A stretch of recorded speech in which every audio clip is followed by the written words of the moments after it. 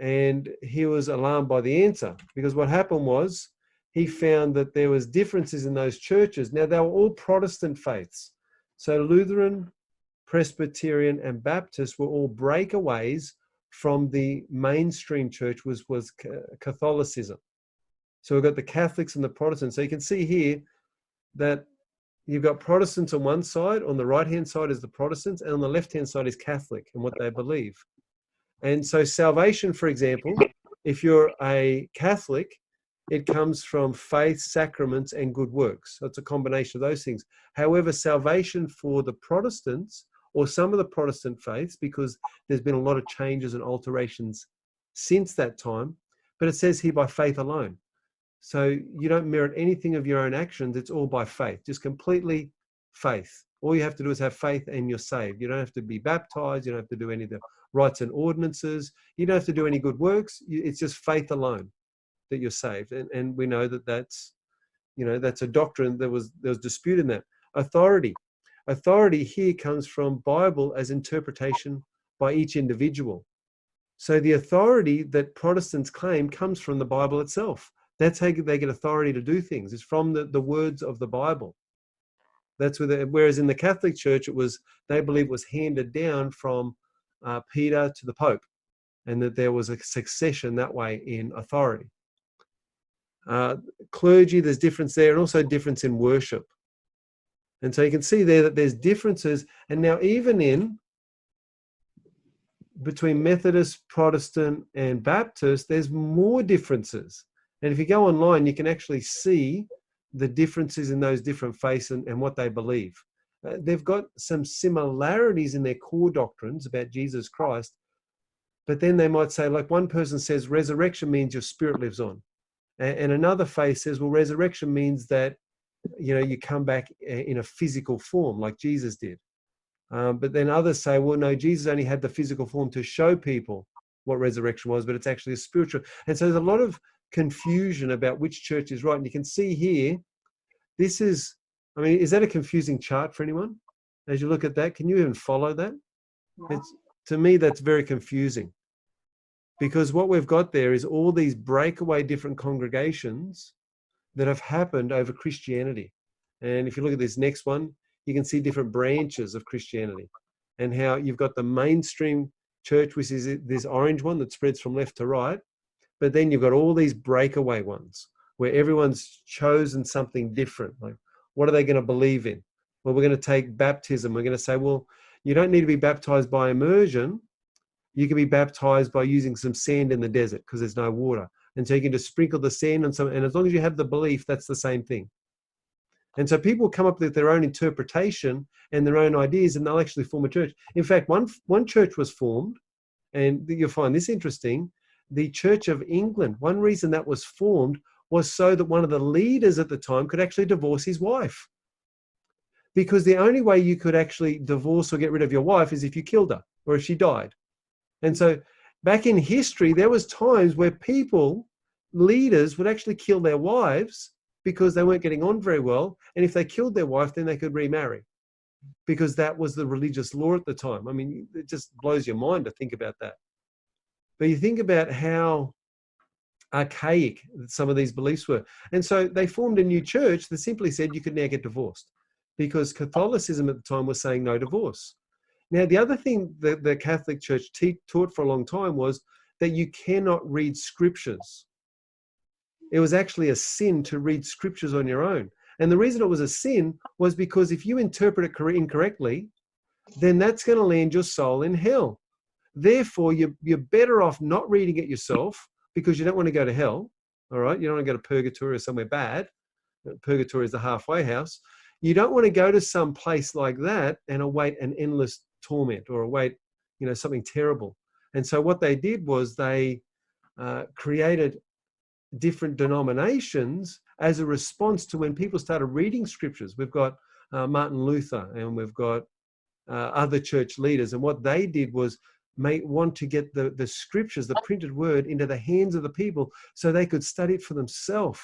And now when people started studying the scriptures, they started finding problems with the organization that they were part of. They said, hey, how come I'm reading about one thing, but the church that I go to is very different from that?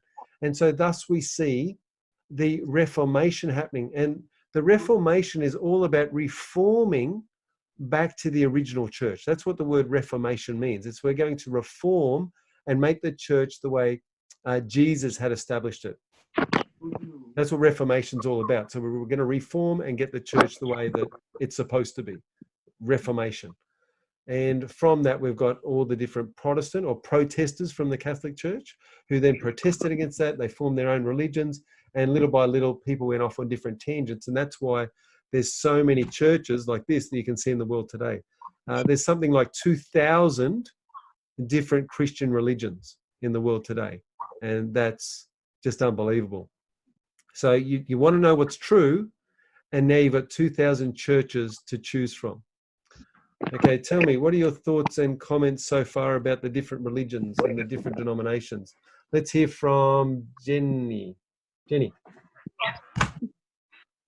It's kind of crazy, like how many churches you can choose from and where they came from. Yep. A lot of history there as well. Like you'd have to learn a lot of history, like what church you're going to join, and yeah. It sounds like a fairly daunting task, doesn't it? Yeah, it does. And so if you were going to ask which church, and that's why a lot of them say, well, it doesn't matter which church is right, because they're all teaching good things. So just pick a church that's right for you. Yeah. And that's what I say, just pick one that suits you, the one that's right for you. And that can be not a good enough answer for some of us. Chris, what are your thoughts? So, with the everyday world out there, as us as members of the Church of Jesus Christ of Latter-day Saints, so for an sharing experience, as a missionary back then, we have missionaries that go out and spread the word of God. We go out there; they face a lot of challenges in their lives. They have people in there who they go door knocking to, and they have different religions to choose from. Thankful for the prophet Joseph Smith. He did go witness other churches, but he found the right one when he saw God the Father and the Son, Jesus Christ, appeared to him and said none of them were true. That's why we have the Church of Jesus Christ on the earth today. Beautiful. Thank you. Thank you for sharing. Elders, what are your comments about that?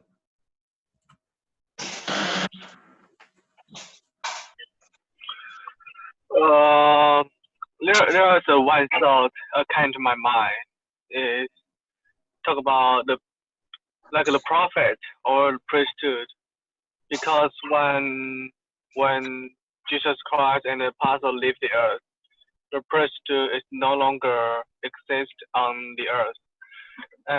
I just found this consequences about without priesthood or a prophet on the world to guide the people did a very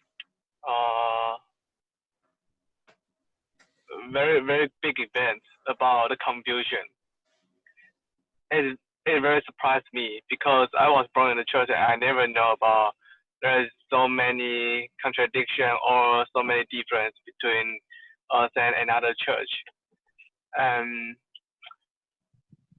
It is a thing to let me think more about the church need a leader who can communicate direct to Heavenly Father to guide all the people around the world to receive the same things, the same baptism, the same revelation, so that we could all be united and to do the things Heavenly Father wants us to do, which is very important.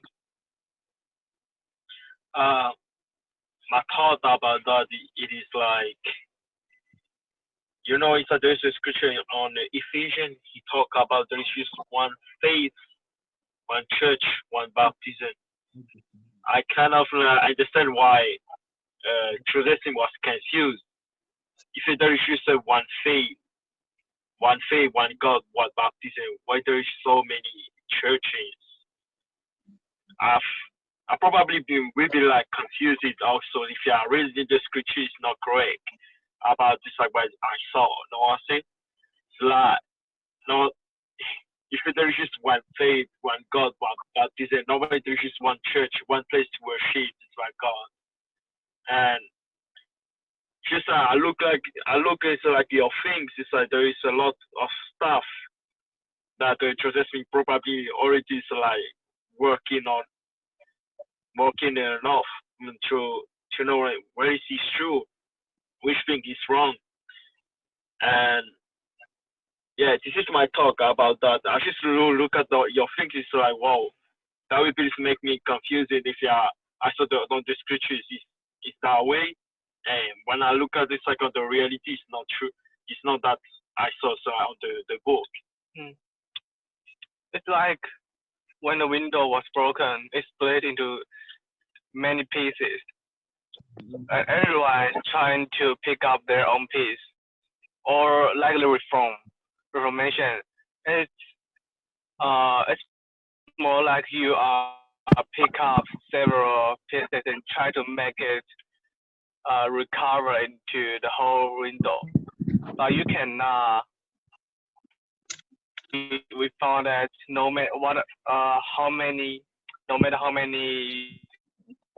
put them together, it's always different than a complete window. And it is the things we need to think about.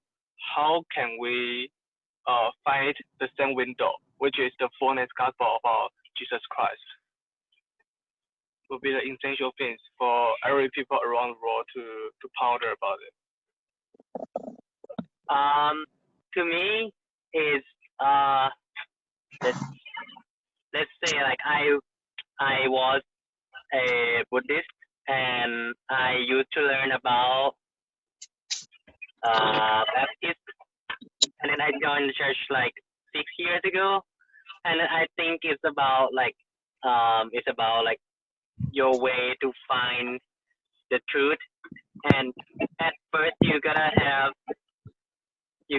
faith first, and then you gotta have a belief that like God is real, God exists, and then you gotta find the truth, and through your prayers, and I don't know, it's kind of like the more you study, the more you know, and it's not about like it's not about trying to like prove that God's wrong or like in some churches, but it's about like study and finding the complete gospel as it is you said. And like I don't know everything, but like as far as I learned like everything about Joseph Smith, and his revelation makes the most sense like between any churches. No offense. Yeah. So let's hear from Chris now. You're talking about. Just talking about the confusion amongst the churches and your thoughts on it. So with the confusion, I don't want to recite the whole thing, but I just remember Joseph Smith was lost. He found a scripture in James 1:5. If any of you lack wisdom, let him ask of God. Yeah. If anyone lack wisdom, ask of God. They give it to all men liberty, and upbraideth not, and he shall be given. This chapter is talking about, and this verse is talking about how he went to search the right church to find which one was true, and then he got these answers to go out to the sacred grove, and he prayed unto the Father.